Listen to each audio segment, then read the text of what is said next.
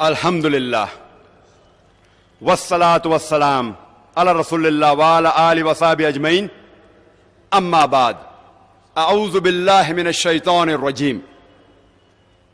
قل ان کان آباؤکم وابناؤکم واخوانکم وازواجکم وعشیرتکم واموال اقترفتموها وتجارة تخشون کسادها ومساکن ترضونها احب الیکم من اللہ ورسولہ وجہاد فی سبیلہ فتربصوا حتی یأتی اللہ بامرہ واللہ لا یہدی القوم الفاسقین۔ بسم اللہ الرحمن الرحیم۔ رب اشرح لی صدری ویسر لی امری واحلل عقدۃ من لسانی یفقہوا قولی۔ میرے محترم بزرگوں، میرے عزیز بھائیوں، السلام علیکم ورحمۃ اللہ وبرکاتہ۔ جیسے کہ آپ سب لوگ جانتے ہوں گے کہ اکثر میں تقریر صرف انگریزی میں ہی کرتا ہوں،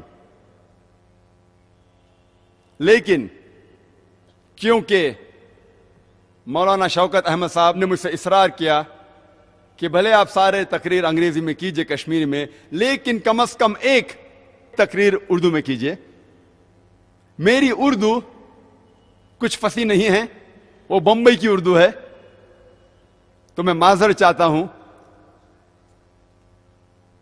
میں لکھنؤ کی اردو نہیں بات کرتا ہوں، اور میری تعلیم انگریزی میں ہوئی ہے، اسی لیے اس تقریر میں کئی غلطیاں کروں گا میں، تو اس کے لیے معذرت چاہتا ہوں۔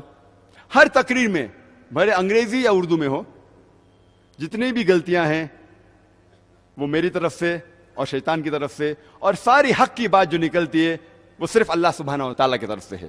لیکن خصوصاً کیونکہ یہ تقریر اردو میں ہے، اس کے لیے میں واضح کرنا چاہتا ہوں تقریر کے شروع میں کہ کافی غلطیاں ہونے والی ہے اردو زبان میں، تو آپ اس کو نظر انداز کیجئے، اور تقریر کا جو مقصد ہے اسے اگر آپ دھیان دیں گے اور غلطیاں کو نظر انداز کریں گے تو انشاءاللہ اس تقریر کا کچھ مقصد حل ہوگا انشاءاللہ۔ آج کی اس تقریر کا موضوع ہے دعویٰ یا ہلاکت۔ پہلے ہم یہ سمجھ لیں دعوت کسے کہتے ہیں، دعویٰ یا دعوت کسے کہتے ہیں۔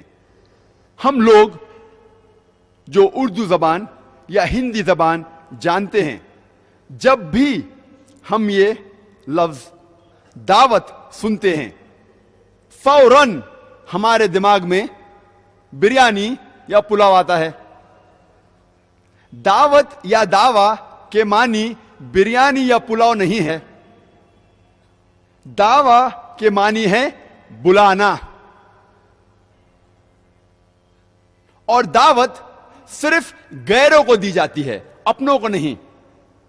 اور آج ہم کھانے کے دعوت کے بارے میں ذکر نہیں کرنے والے، ہم ذکر کرنے والے ہیں دعوت الاسلام، دین الحق، اسلام کی طرف بلاوا۔ عام طور پہ یہ لفظ دعوت جب بھی کوئی مسلمان اسلام کے بارے میں بات کر رہا ہے، بھلے وہ غیر مسلمان ہو یا مسلمان سے بات کر رہا ہے، اسے کہتے ہیں دعوت۔ لیکن خصوصاً ہم جب کہتے ہیں، جو صحیح لفظ ہے، جب ہم غیر مسلمان سے بات کرتے ہیں، ہم غیر مسلمان کو اسلام کی طرف بلاتے ہیں، صحیح معنی میں اسے کہتے ہیں دعوت، کیونکہ دعوت صرف غیروں کو دی جاتی ہے، اپنوں کو نہیں، گھر والوں کو دعوت نہیں دی جاتی۔ تو اسی لیے جب ہم غیر مسلمانوں سے اسلام کی بات کرتے ہیں، اسے اسلام کی طرف بلاتے ہیں، اس کا صحیح لفظ ہے دعوت۔ اور جب ہم مسلمانوں سے اسلام کی بات کرتے ہیں، اس کا صحیح عربک لفظ ہے اصلاح۔ اصلاح کے معنی ہوتی ہے مرمت کرنا، سدھارنا۔ ہم جب مسلمان کو اسلام کے بارے میں اور علم اسے دیتے ہیں تو صحیح عربی لفظ ہے اصلاح. اور جب ہم غیر مسلمانوں سے کہتے ہیں کہ اسلام کی طرف آؤ، اسے کہتے ہیں دعویٰ. میں نے اس تقریر کے پہلے ایک آیت کی تلاوت کی جو سورہ توبہ سورہ نمبر 9 میں سے ہے. اور سورہ توبہ سورہ نمبر 9 سارے قرآن مجید میں سب سے سخت سورہ ہے. میں کیوں کہتا ہوں کہ سورہ توبہ سورہ نمبر 9 سارے قرآن مجید میں سب سے سخت سورہ ہے؟ کیونکہ یہ ایک واحد سورہ ہے جو بسم اللہ الرحمن الرحیم سے نہیں شروع ہوتا ہے. ورنہ قرآن مجید میں ہر سورہ کے پہلے ہے بسم اللہ الرحمن الرحیم، اللہ کے نام سے جو رحمت والا ہے. لیکن سورہ توبہ کے شروعات میں بسم اللہ الرحمن الرحیم نہیں ہے. اس کی کیا وجہ ہے؟ مثال کے طور پہ اگر آپ اپنی اہلیہ، اپنے بیوی یا اپنی والدہ کے ساتھ شری نگر میں ڈال لیک کے قریب اگر آپ چل رہے ہیں، ڈال لیک کے بازو کی سڑک پہ سے چل رہے ہیں، اور وہاں سے ایک لفنگا، ایک بدماش آپ کی اہلیہ یا آپ کی والدہ کا ہینڈ بیگ چھین کے بھاگ جاتا ہے، آپ کیا کریں گے؟ آپ کیا کریں گے؟ آپ اس کا پیچھا کریں گے. اور جب آپ اسے پکڑیں گے آپ نہیں کہیں گے السلام علیکم ورحمۃ اللہ وبرکاتہ، آپ نہیں کہیں گے بسم اللہ الرحمن الرحیم، آپ کہیں گے اے بھائی صاحب ہینڈ بیگ دے دو نہیں تو میں گردن توڑ دوں گا، اے بھائی صاحب ہینڈ بیگ دے دو نہیں تو منہ پھوڑ دوں گا. آپ موضوع پہ ڈائریکٹ آئیں گے، فوراً آئیں گے. آپ السلام علیکم نہیں کہیں گے، آپ بسم اللہ الرحمن الرحیم نہیں کہیں گے، آپ موضوع پہ فوراً آئیں گے. بھائی صاحب میرے اہلیہ کا ہینڈ بیگ دے دو ورنہ گردن توڑ دوں گا. اے بھائی صاحب میرے اہلیہ کا ہینڈ بیگ دے دو نہیں تو ٹانگ توڑ دوں گا. آپ موضوع پہ فوراً آئیں گے. اسی طریقے سے جب آپ سورہ توبہ پڑھیں گے پہلی چند آیتوں میں اللہ سبحانہ و تعالیٰ ذکر کرتے ہیں کہ ایک صلح تھی، ایک سمجھوتا تھا مسلمان اور مکہ کے مشرکوں کے بیچ. مکہ کے مشرکوں اور مسلمان کے بیچ ایک صلح تھا، ایک سمجھوتا تھا. اور یہ سمجھوتا، یہ صلح ایک طرفہ مشرکوں نے توڑ دیا. اللہ تعالیٰ ذکر کرتا ہے آیت نمبر 5 میں، اور انہیں خبردار کر رہے ہیں.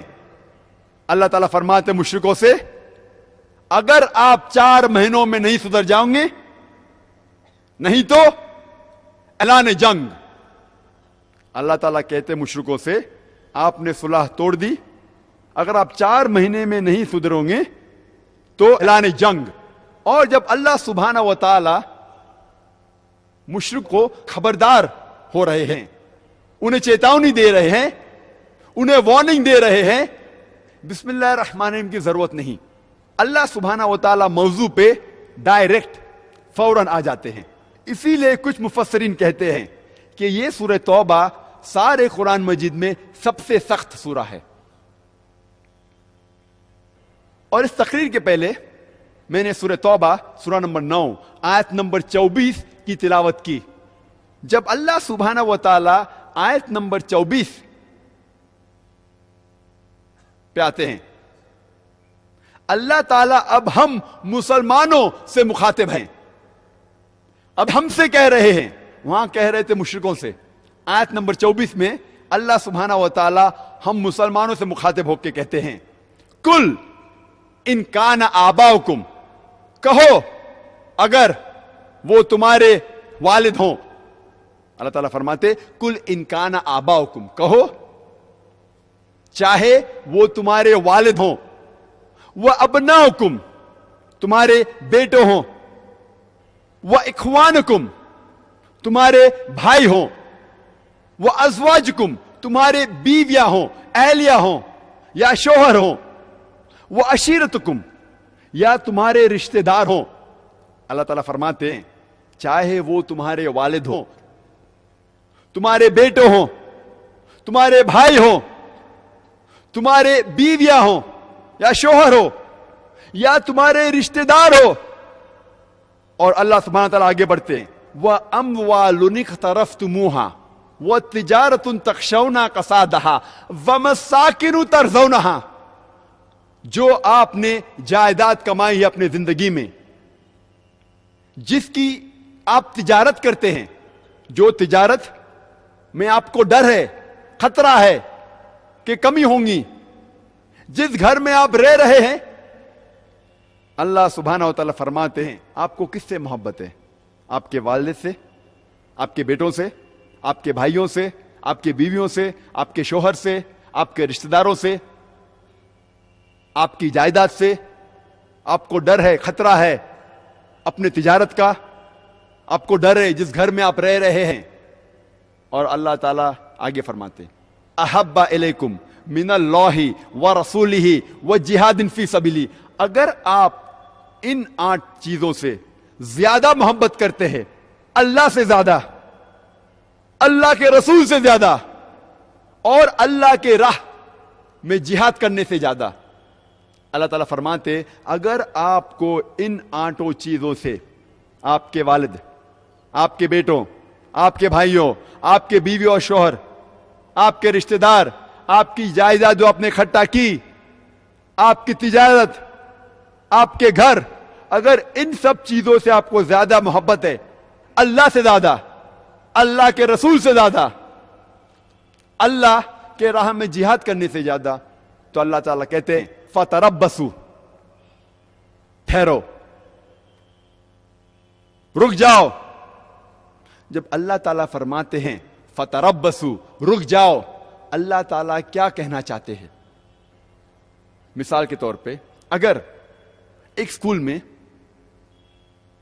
ایک بڑا طالب علم ایک چھوٹے طالب علم کو پریشان کر رہا ہے, اور وہ چھوٹا طالب علم بڑے طالب علم سے کہتا ہے ٹھہرو, میں میرے بڑے بھائی کو بلاؤں گا, اور اس کا بڑا بھائی اس علاقے کا سب سے بڑا گنڈا ہے. تو جب چھوٹا طالب علم بڑے طالب علم سے کہتا ہے ٹھہرو, وہ ایکچولی اسے کہہ رہا ہے بھاگ جاؤ, سدھر جاؤ, ورنہ میں تم کو سبق سکھاؤں گا. اسی طریقے سے اللہ تعالیٰ فرماتے فتربصوا, ٹھہرو, رک جاؤ, حتی یأتی اللہ بامری, جب تک اللہ سبحانہ و تعالی اپنا ڈیسیشن, اپنا پیغام آپ تک نہیں پہنچائیں گے, جب تک اللہ سبحانہ و تعالی آپ کو ہلاک نہیں کرتے, جب تک اللہ سبحانہ و تعالی آپ کو برباد نہیں کرتے. فتربصوا حتی یأتی اللہ بامری واللہ لا یہدی القوم الفاسقین, اور اللہ سبحانہ و تعالی فاسق لوگوں کو ہدایت نہیں دیتا. اللہ تعالیٰ فرماتے اگر آپ کو ان 8 چیزوں سے آپ کے والد, آپ کے بیٹے, آپ کے بھائیوں, آپ کے شوہر اور بیویاں, آپ کے رشتہ دار, آپ کی جائیداد, آپ کی تجارت, آپ کے گھر, ان سب چیزوں سے زیادہ محبت ہے, اللہ سے زیادہ, اللہ کے رسول سے زیادہ, اللہ کے راہ میں جہاد کرنے سے زیادہ, تو اللہ تعالیٰ کہتے ٹھہرو, آپ لوگ سدھر جاؤ, نہیں تو اللہ سبحانہ و تعالیٰ آپ کو برباد کر دیں گا, اللہ سبحانہ و تعالیٰ آپ کو ہلاک کر دیں گا. واللہ لا یہدی القوم الفاسقین, اور اللہ سبحانہ و تعالیٰ فاسق لوگ کو ہدایت نہیں دیتا. اللہ تعالیٰ فرماتے ہیں سورہ محمد میں, سورہ نمبر 47 آیت نمبر 30 میں اللہ تعالیٰ فرماتے وَإِن تَتَوَلَّوْا يَسْتَبْدِلْ قَوْمًا غَيْرَكُمْ ثُمَّ لَا يَكُونُوا أَمْثَالَكُمْ, اگر آپ اپنے ذمہ داریوں سے بھاگو گے, آپ اپنی ذمہ داریاں نہیں نبھاؤ گے, تو اللہ تعالیٰ فرماتے اللہ تعالیٰ آپ کی جگہ ایک دوسری قوم لے کے آئیں گے, اور وہ آپ کی طرح نہیں ہوں گے.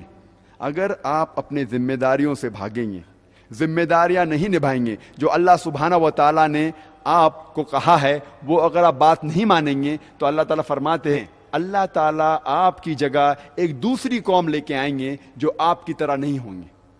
یستبدل قوما غیرکم ثم لا یکونوا امثالکم, اور یہ اللہ تعالیٰ کا نظام ہے کہ جو لوگ باقی لوگ کو نیچے دیکھتے ہیں.